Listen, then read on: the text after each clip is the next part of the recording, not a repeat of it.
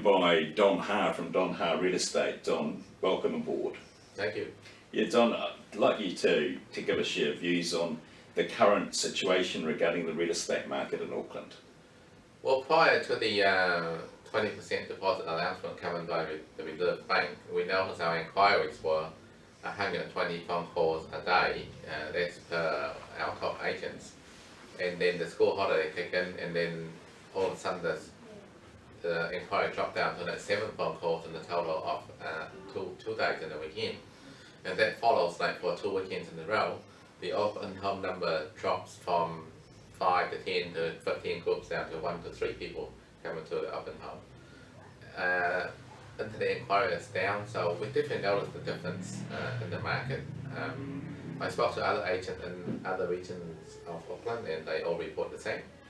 In fact, yesterday Barfoot and Thompson had an auction in the Medical Sports Centre there, and one of the agents said 27 went on the market and only 7 sold under the hammer. So it's a clear indication that it has changed the way people buy, and then people might just think that I'll wait and see what happens. I might just stop and see what happens. Other people make excuses like school holidays quiet, but I know school holidays, every other school holiday is not this quiet. Right.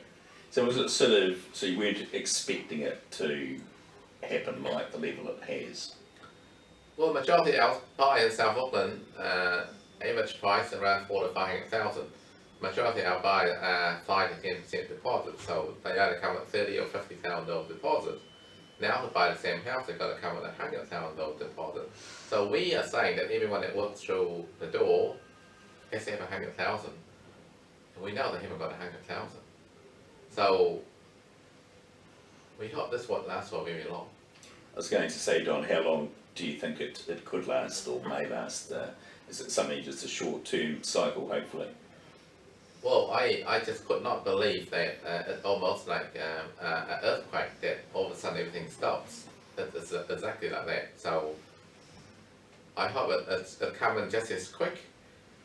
And all of a sudden, instead of selling like nationwide, you sell like 6,000 houses a month and drop down to 3,000 or 2,000, then hopefully the bank will get a message and change this message immediately, and at least maybe change to 10% deposit instead of 80% lending, you know. Do you think it's like with the Reserve Bank, I mean, obviously it was a decision that they made themselves in terms of their ability to do that. Do you think perhaps the government should have more control over what is happening? Well, they separate bodies and they make their own decisions. That's what I know. So the bank can make their own decisions compared to what the government can do. But once they decide to intervene, well, it could take another year maybe before that happens. So then, you know, the market itself changes completely. Everything goes up so fast. Maybe they should exempt the first-time buyer, perhaps. Like investors now can buy 20% deposit. They have 20%, so the investor obviously wins more because they can afford to buy, and then the tenant has to rent. The first-time buyer got to rent. So my recommendation would be to exempt the first-time buyer, that they can buy their first home up to 95 to 90% lending, and that could be a good thing, but not penalised across the board.